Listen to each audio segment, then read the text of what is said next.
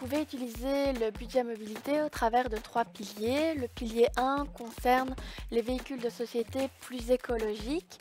Ce premier pilier est facultatif. En tant qu'employeur, vous n'êtes pas obligé de le proposer. Sous ce pilier, vous pouvez choisir une voiture respectueuse de l'environnement.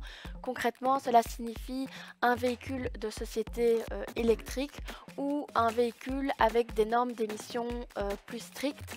À savoir que les émissions de CO2 ne peuvent pas dépasser 95 grammes du kilomètre. Une remarque importante également à mentionner, c'est qu'à partir du 1er janvier 2026, les véhicules qui seront dans ce pilier 1 ne pourront plus émettre aucun CO2 du tout. Les voitures qui sont choisies dans ce pilier 1 bénéficient du même traitement social et fiscal qu'un véhicule de société classique. Le deuxième pilier contient une large gamme de solutions de mobilité durable. En tant qu'employeur, vous n'êtes pas obligé de proposer toutes les solutions de mobilité durable. C'est vous qui déterminez les solutions de mobilité que vous souhaitez intégrer dans le pilier 2. Mais vous devez au moins proposer une solution de mobilité durable dans le pilier 2. Les choix effectués dans le cadre de ce deuxième pilier sont entièrement exonérés de cotisations sociales et d'impôts. Et ce sont donc des avantages qui sont très intéressants pour le travail. Je vais vous expliquer les différentes gammes de solutions de mobilité qu'on peut trouver dans ce pilier 2. On va commencer tout d'abord par la mobilité douce.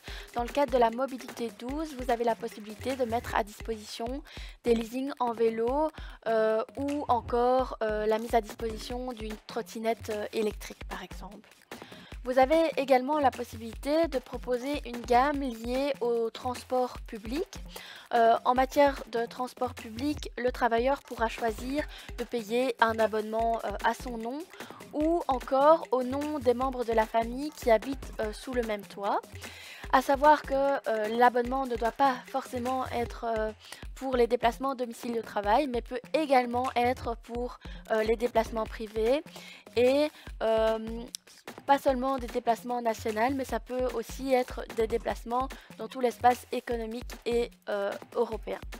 Une autre solution de mobilité durable dans le pilier 2 est la mobilité partagée.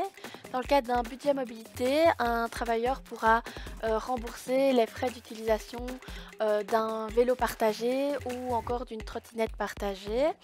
Il y a aussi la possibilité pour un travailleur de se faire rembourser la voiture de location pour un maximum de 30 jours civils par an.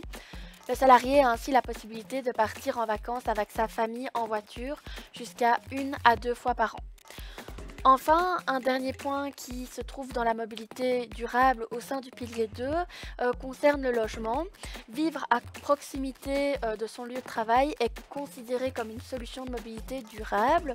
Ainsi, la possibilité de faire rembourser son loyer ou son prêt hypothécaire est possible dans le cadre du budget mobilité, pour autant que le travailleur habite dans un rayon de 10 km. Enfin, le troisième pilier est le solde du budget restant qui n'aura pas été dépensé dans le pilier 1 et le pilier 2. Ce solde sera versé à chaque année civile sous la forme d'une prime. Ce solde est exonéré d'impôts, mais il y a une cotisation de solidarité de 38,07% sur ce montant.